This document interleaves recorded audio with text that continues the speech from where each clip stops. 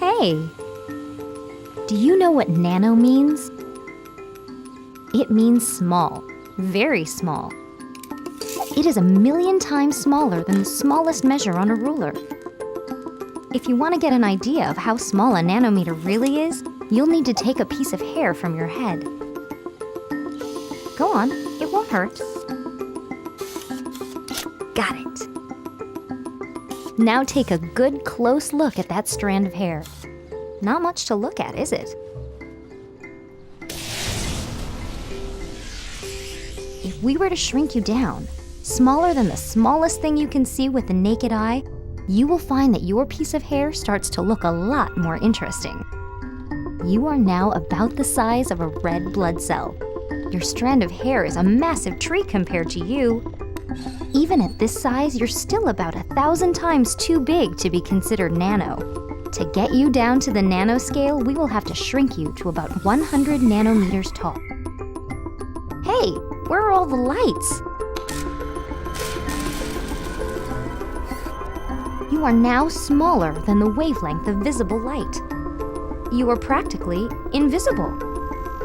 But for the sake of demonstration, I think we should turn on some lights. At this size, the red blood cell is 1,000 times bigger than you are. It is like an enormous stadium. Welcome to the nanoscale. You could probably hold a common cold virus in your hands quite comfortably now.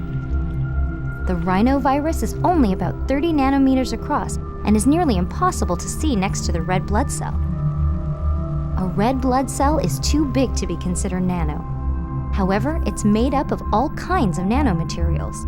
If you were to look close enough, you would see that the outer walls of the cell are stabilized by a flexible, mesh-like protein skeleton. The bars and connectors that make up this mesh are considered part of a nanomaterial. Without these reinforcing nanostructures, the cell would be much more fragile and not nearly as flexible. It wouldn't stand a chance in your body. Everything is made up of nanomaterials.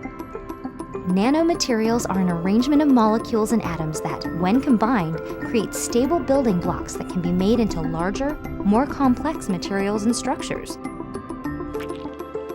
Which is pretty much everything, including this little piece of hair. I bet you didn't think there was so much going on in such a small amount of space.